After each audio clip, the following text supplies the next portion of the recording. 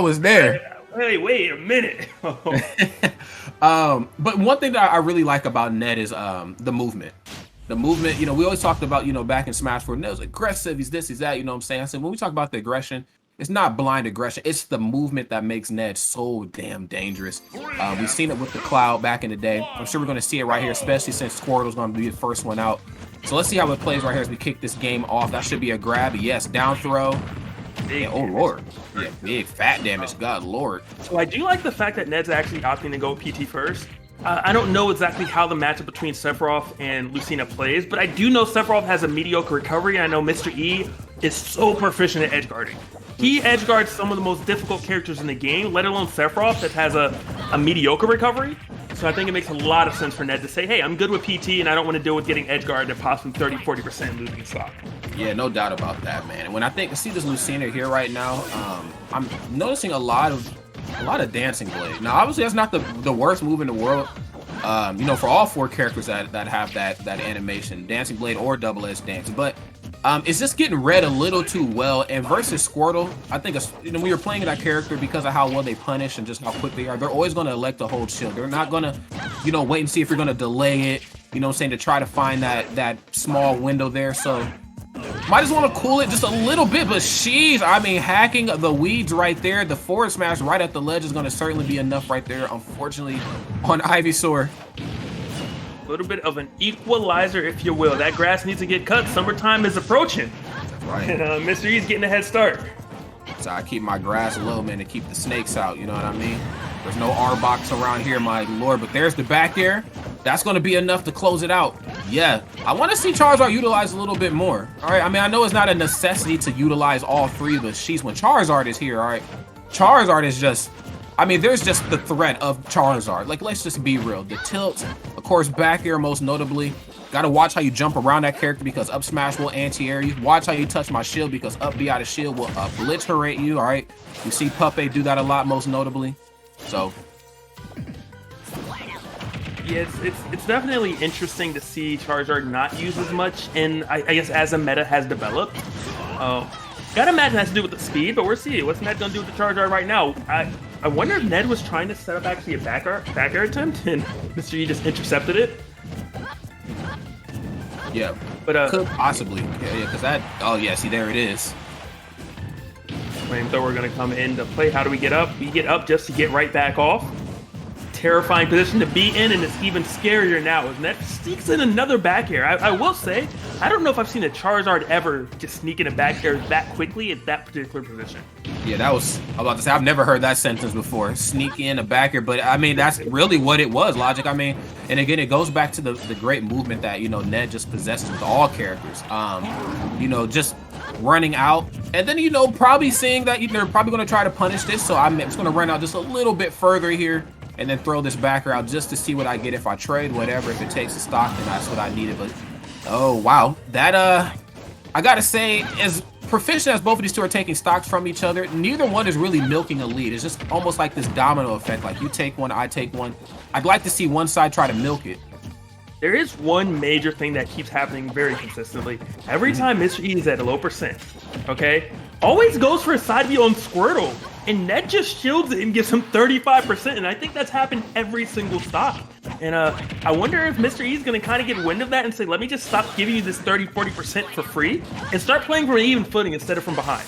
Yeah, I like the running tilts, but yeah, I gotta say, man, you know, just to add to that, I mean, even if you're going to double edge, I almost said double edge, if you're going to dancing blade, excuse me, you know, maybe try to mix it up a little bit. I mean, you can delay it ever so slightly. Just try to keep him off his feet. That way, if they try to drop shield to come grab you, boom, I still got 2 or 3 swings left of it. But we're not really seeing much of that.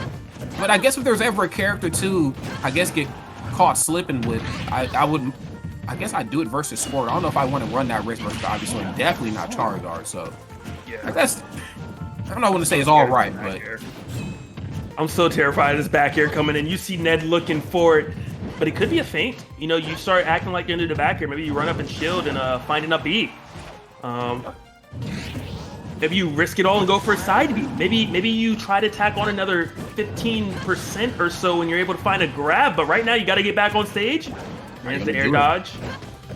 Okay, the delay on the back air, then the nair out of shield, the rise nair just in case they decide to drop shield and come in. And yes, I like that. I was talking about that earlier, the up smash, you know, trying to keep some of these players out of your airspace, but unfortunately, Charizard getting sent back out into air, into space, and into this next game right here. Mr. E, wow. Didn't start this match out very, you know, very aggressively, but was able to end it.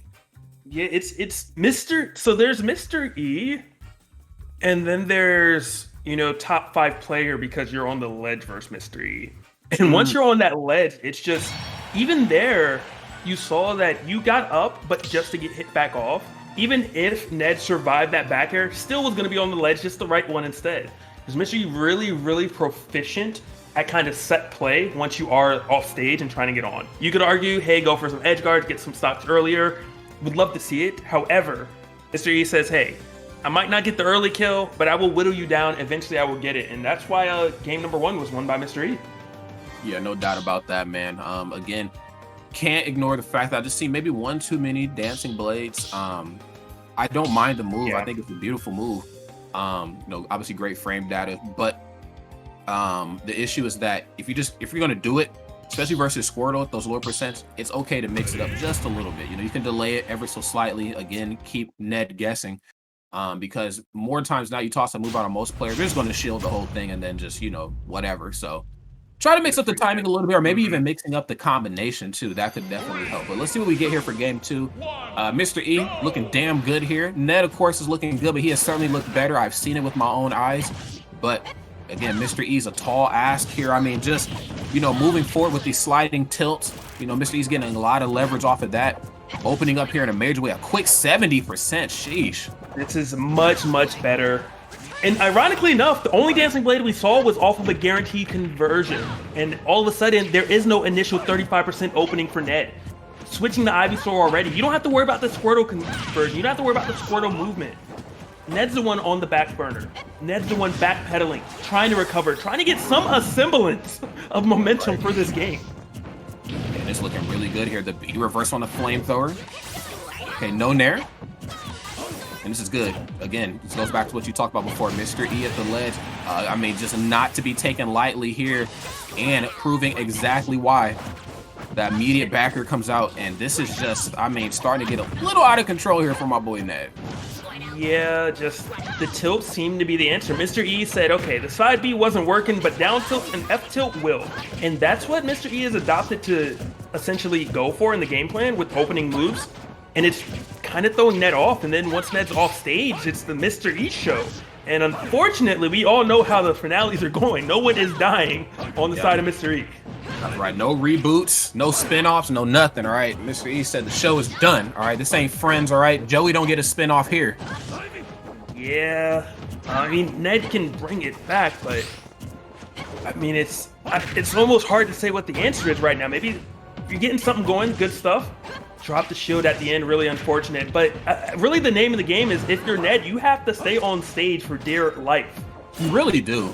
And we also got to see you like deal with Lucina a little bit better at the ledge too. I like, you know, again, the presence of mind to switch to Ivysaur, especially when those mid percents come out. You can, like some of the trades, so if they do go in your favor, they result in Mr. E being off stage as opposed to them not being hit very far away. So that way, now you got positioning at the ledge. So yeah, I want to see that a little bit more. Yeah.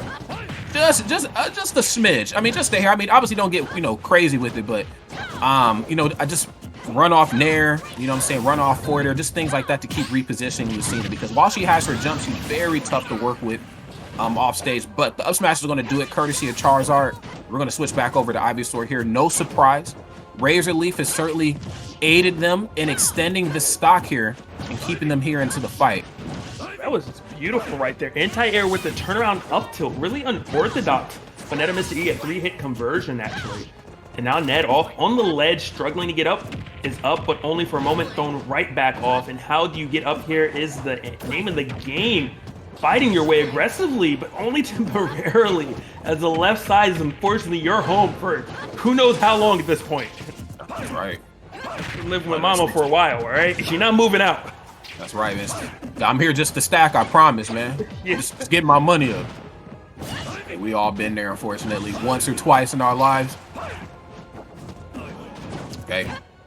And Ned has definitely been at that ledge here once or twice here in this match too, man. Mr. E, again, just quite the force. And Ned, I gotta say, man, just a little off the market with some of these conversions, man. I mean, you know, the Ned that I know, you know what I'm saying, we don't drop up air, falling up airs through the ledge, you know, up smashes, things as such, but it just seems like he's just not even getting the opportunities.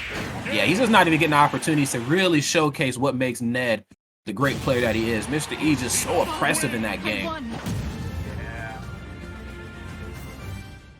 I mean, keep it a stack, bro. Green Lucina here, not feeling it. That's, I mean, you know, well, Mr. E's feeling it, and so is Ned. I mean, it's just, what is the answer at this point? I almost want to say you go for a stage with, like, a small part of me says maybe you go Kalos, so you at least have a platform you can get to. But at the same time, I don't want to deal with that against Mr. E. Battlefield, Town and City, I think you need platforms, and you need to just accept the fact you're going to take damage getting on stage, but getting off the ledge onto stage, you're losing your stock. At least if you can jump onto a platform, maybe you get hit, but you still live. And Ned says, you know what, small battlefield, we're going to go here, and I'm just going to switch characters altogether. I'll use the sword if that's the game that we want to play. Yeah, small battlefield, big battlefield, Omega battlefield, it don't matter. I'm playing Sephiroth, man. We're going to see what we get here. And for great reason. I feel like, you know, the Lucinas obviously served Mr. E a lot of justice, but I think in the last game, because he switched his playstyle between, like, you know, the 3 different characters, I thought that was something that, you know, definitely deserved just a quick shout out. I mean, using the running tilts and dancing blade, of course, it did with Squirtle, and then just like outspacing, outranging Ivysaur. I mean, sheesh. I mean, that's really just what that was. That was just some great smash neutral one-on-one. Yeah. But spacing, man, this character just, there was a book on spacing, and then Sephiroth came and kind of rewrote it. And we're still seeing it being written to this day. You haven't even deciphered it all quite yet. That's right. Mr. E getting aggressive off stage, not able to find its mark. Now you're the one trying to recover. Manages to do it relatively easily in firing with a side B. Ned dropping shield too early, a little antsy, and losing his stock because of it. That's right, but finally with some positional advantage here down there through the ledge. Yes, that's what we should have seen from Ivysaur and Charizard, but obviously just a little bit more difficult when, hell, they don't have a 18,000-foot long sword like Sephiroth does. But I guess you could maybe argue that down there from Ivysaur kind of feels like that when you get hit by it. But neither here nor there. Hit at this point, Sephiroth getting the job done here, keeping this match as close as it's probably been throughout the entirety of this set. Definitely agree with you there. And Ned has leads. There have, in theory, been leads earlier, but you know, it's not the same. You're well into this match. You're 2 minutes into this game. You had a lead. It's definitely very close. Best position you've been in for the most part this entire set. Oh yeah, no doubt about that. And I think now that you have the extra jump here because of the wing, and of course you have the armor on the like your smash attacks and whatnot, you have a little bit more of a luxury in kind of moving around Lucina here, you know, especially with edge guarding too. Now you can get off stage and really go out there and get her.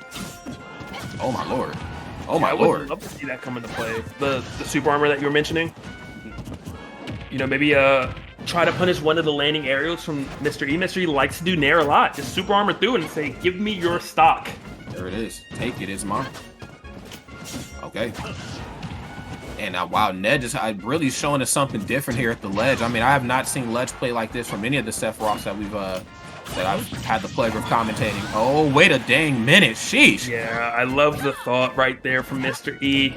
Didn't execute it perfectly. Tried to run down and actually do a reverse up B to edgeguard Ned. Backfired, lost the stock, and Ned 39-0 right now. Last stock each. Mr. E having to essentially play from behind right now.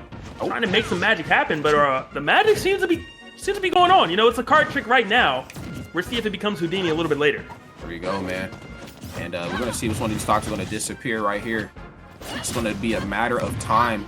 Again, we've seen another dancing blade. I like that, switching at the time ever so slightly. And yeah, this is what we need to see more of. I was surprised that, oh, he saved this jump. Save this jump. Smart man, a great tech. Okay, what's it gonna be now though? Because you definitely can't eat another counter here. Not, at least not at the ledge. Because Mr. E likes to swing in a big way. You get that counter, you're going to be in some trouble. There's down smash. Ooh, well, you're still alive. I mean, it's a little rough, but you are still alive right now. Sheesh, the spacing is crisp. Okay, Mr. E getting a little taste of his own medicine right there, and yes, another tilt is going to get it done. Ned hanging on for dear life. Maybe Sephiroth was the play, man. I mean, you know, Mr. E seems to be very well equipped for the type of, like, in-your-face kind of play style that Ned brought to the table with Pokemon Trainer. Again, Mr. E just kind of switched the tempo depending on which 3 characters were there. You know, when Mr. E had Charizard off stage, and it was a completely different type of setup than when he had, you know, Ivysaur and Squirtle off stage. You know, how he approached, you know, Charizard at lower percents was much different than how he approached Squirtle. So, you know, he had something for each occasion, but Sephiroth cut from a different cloth here. I liked it. Yeah, I 100% like kind of the fire with fire, going with the character that has more range. I am a little concerned, if you are a Ned fan, because of the fact that there was not fully a self-destruct, but Mr. E doing something, taking a huge risk that didn't pay off. Gotta remember, there was a lead for Mr. E when they both were on their second stock. Mr. E did one up B, wasn't able to find his mark, dropped down to try to do another one, and Ned was just trying to recover and managed to take that stock. And what would have happened if Mr. E stayed on stage? What would have happened if Mr. E was a little more conservative? Would we be talking about Ned being in loser's bracket, or would we be still talking about a game number 4? Fortunately for Ned, we don't have to ask what if, because you know, Ned already won that game, but that is something to keep in the back of your mind, that there was kind of one stock that was gifted to you, so you still have a couple more adjustments to make sure you don't need that situation to arise in order to get the victory. That's right, because there's certainly a lot working against Ned here. I mean, obviously, most specifically is, you know, just the set count itself. Sephiroth, I don't want to say the character is cut and dry, but I think we all know kind of how you need to approach this character, so you really have to bring something a little different here. And if you can't bring it, I guess the stage will do it for you. Now, here we are, man. Final destination. No platforms here, so one of these characters gets off of their feet, and the other one's going to get right up underneath them and have a heyday. They're going to just up air and forward air like there is no tomorrow. Oh, tries to land with Nair there. Little button happy on shield, and very smart to just get up in place. Do not roll in. Mr. E is always ready for that. For sure. Missed the grab right there. Ironically enough, the good roll that time from Ned. Generally ill-advised, that time good. And the extra jump is already online. That's not always the best when it's 30 seconds into the match, because it means things generally are not going your way. That's right. Okay, but we have seen how great Ned can be at the ledge here with Sephiroth. Things tend to go their way when they're at the ledge, handing out the beating. Okay, yeah, stops. He said, yeah, I'm out. Let me stop swinging. Beautiful interception right there. Mr. E looking great on Final Destination. Cannot count. Oh, there's no way. I wonder if we're ever going to see a counter. Just, you know, because I mean, there's a hitbox on the recovery from Ned. Maybe you just throw out the counter and see what happens. Yeah, you know, Mr. E has the ability to mix up the recovery. You know, like you can stall with the first swing of Dancing Blade. You know, you can everything. You know, forward air, whatever the case is. But, you know, the fact remains the same that all those moves are also attacks. So you hit this counter, there's a good chance you don't have a jump. Or if you have a jump, Lucina just won't have enough distance to, you know, get back to the ledge from wherever she gets hit from. So I want to see it a little bit more, too. Ned is kind of electing to just kind of keep this in a more traditional type of front, you know, on stage. And, of course, you know, hold down the ledge with some traps. But I'd like to see a counter or 3. I think it might serve you some justice. From Mr. E's side, actually. Like, because I wonder if that's an option, because Ned is recovering pretty low. Very true. Granted, we don't always think about Lucina. Ooh, good falling up there. That was quite the game that they were playing right there. It was a little bit of a spacing game, and Ned's like, you do know my sword is significantly larger than yours, right? Right. Oh, I love that. Turned around the Nair. Thought we were going to see a back air after as well. Oof. Okay, down to right into down smash. And here's an opportunity for counter. But see, the thing is that Sephiroth's up special, of course, very telegraphed on when it's going to come out. Kind of like the Star Fox characters and so on and so forth. But there's just a lot going on there, man. You know, and, you know, if you miss that counter and you run into Sephiroth, depending on where your position, traditionally from what Mr. E is trying to do here, he's like trying to get right up underneath the ledge. But if you miss counter there, you have to be ready to, you know, stage tag. It's true. So granted, I wanted to see it. Mr. E didn't, and right now Mr. E's game plan's working, to be honest. think counter would be really useful, but Mr. E is saying I have plenty of other ways to manage this match. And it's really going in his favor. 95, 16% up a stock though. I mean, you do have to get back on stage, Ned making it very difficult. Unfortunately, not ready for that nair as Mr. E aggressively forces his way back onto the stage, and now Ned is back off it. There's the counter. Just going straight through it. Okay, maybe that's why Mr. E hasn't been doing it. My bad. Don't take my advice. Also, stop listening to me. I'm just joking. Well, a little impossible when we're on commentary, brother, but no, I got you, man. Loud and clear, but, you know, the attempt was still there, and the fact that he at least showed it certainly knows, at least it lets him know that, okay, I'm in a couple positions that I don't need to be in, okay? The fact that he's countering while I'm off stage means that, you know, he's comfortable enough to go out there versus me, which is something I cannot allow myself to. Oh! Wait a minute. I like the thought. It was a hair too early. It was actually almost a checkmate scenario. But a hair too late. Thought was there. Does not change the fact that Mr. E's at 0%. Ned's at 116. Definitely living on borrowed time right now. Has a lot of work cut out. Okay, though. Nair, nair, nair, nair, back air. And did you just win? Did you just go to a game? Wow. Alrighty. We are in a game 5 scenario because of the conversion of a lifetime from Ned. We thought Sephiroth did something earlier. Ned bet it all on black and just won. Wow. That was hit this man with 18 nairs into up B. That just happened. All right, Sephiroth is the play. Sephiroth, you know, it just goes to show when you have a character that can kind of slow it down a little bit, you know what I'm saying, outspace Lucina. You know, just goes to show what you can get. Wow. That was some beautiful gameplay. Great stuff by Ned right there to force us into a game 5, man, because the way those first 2 games were looking, Mr. E was looking to do away with this match real quick and move on with his life. Damn. Alrighty, friends. Well, I hope your seatbelts are on tight. Hope we're strapped in for this next game, this final game here between these 2 giants. All right, 2 legends at this point. All right, Ned has definitely withstood the test of time through 2 installments of Smash. Of course, Mr. E has been here since, well, he's been here for a decade, but Logic doesn't. Logic ain't having that. You get 8. I'll give you 8, maybe 7. Wow, just can't get over. And also, if Mr. E lived, because Mr. E didn't get spiked, if Mr. E would have DI'd that and lived, it was a 3-1 victory. Wow. All right, game 5 it is. Mr. E, of course, until the end, had the advantage. So, if you're Mr. E, you have to try to shrug it off. Such a difficult task, knowing that you're doing so well, and then you just, towards the end, at the very last second, end up losing it. So if you can shake that off and recognize you did everything correct prior to that, you can still win, but the counter's coming in by Ned coming into play, and it's just... I knew we were going to see it sooner or later, and this is what I was talking about, man. I like the fact that Mr. E is going off stage a little bit more versus Ned, you know, seeing more forward airs, but that all started because he went off for forward air and whiffed and was just not able to regain any sort of footing after that. I mean, was not able to get back on stage. Oh, no, Mr. E getting sent to the ER right there. This is not good. Yeah, it's...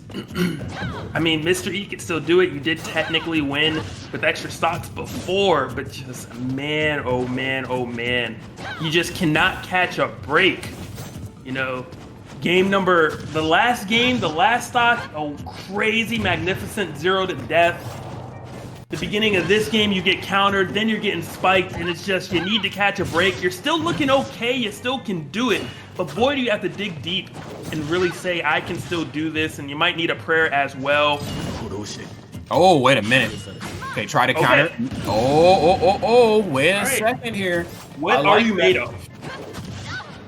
All right, this is where champions are made. You've been in the community for, we're going to see if you've actually been in the community for a decade, or if it's just been the 7 or 8 years, like Logic said. And I'll tell you a decade if you make this comeback. 93 to 0 on the last stock. This is such a scary scenario. And Ned, the movement, as you mentioned earlier, Rod, coming into play. It really is. Yeah, man, and Mr. E is kind of getting caught overextending here ever so slightly. Yeah, here's the movement. Yeah, the movement is just a little too crisp.